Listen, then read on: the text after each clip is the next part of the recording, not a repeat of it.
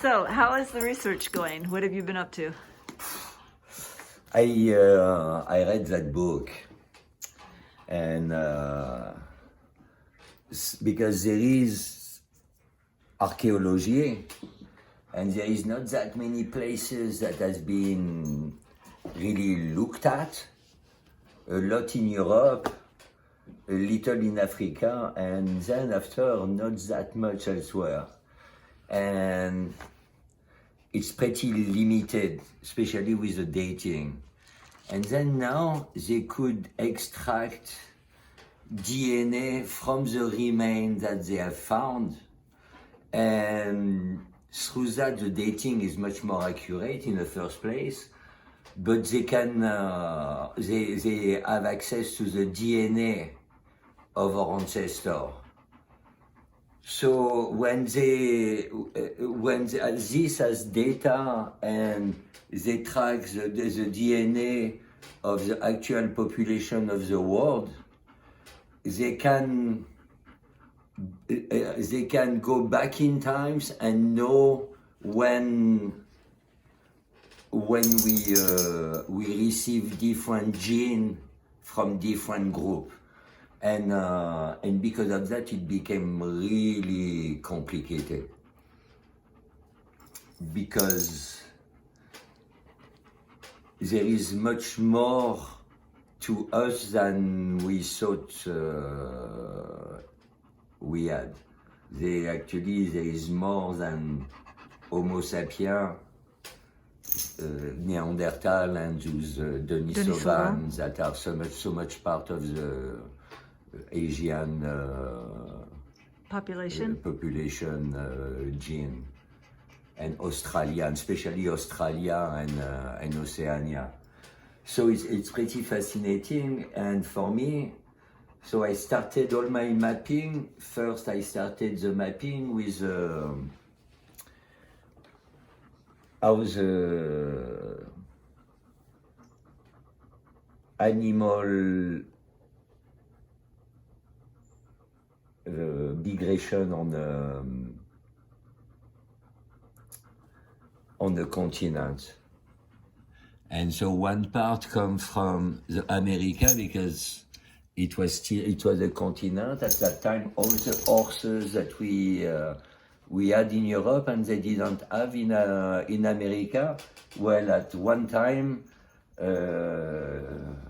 somewhere around 11 million years ago or something like that, they all moved from America to Siberia and stuff. And all the animal moving from dromedare and stuff moving from Africa to Siberia, like that whole part, Siberia seems to have been some seriously good location for animals. And then I go with the migration of the cannabis plant, and a seed plant is mostly dispersed by ruminant, by herd of animals. So it would have followed the same migration routes and those big herd of animals. Then from this, I went and picked up. I went to Homo erectus. So like Homo erectus came on the Eurasian continent 4 million years after the plant had been growing from Tibet to the Mediterranean Sea, to Europe. So they arrived on the continent where the plant has been growing naturally and dispersed for over 4 million years. And I dot all the main archaeological sites from Africa, Spain to Indonesia. And there is a lot in China that are actually next to the birthplace of cannabis. Then from this, I chose the migration routes that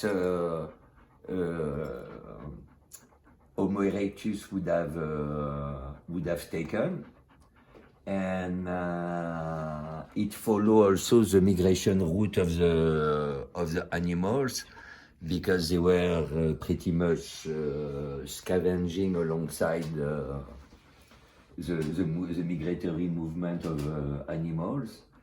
And then on that map, I had Neanderthal and Denisovan archaeological sites to see where there is connection between. And then now I'm right where I am adding Homo sapien archaeological sites, and on top to find like hotspot of culture.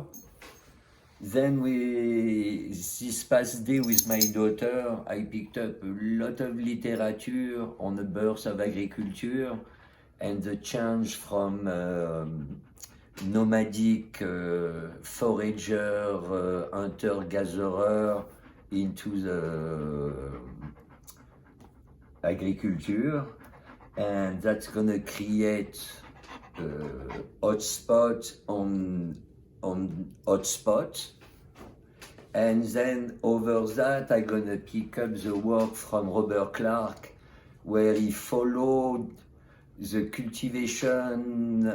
cultivated cannabis plant and the wild cannabis plant, and he created hotspot of it. I'm gonna put those hotspot on top of all my hotspot, and those hotspots should be hotter, because if the longer humanity, Homo erectus and all our ancestors have used cannabis, wherever they were located, there would be more cannabis than in other places.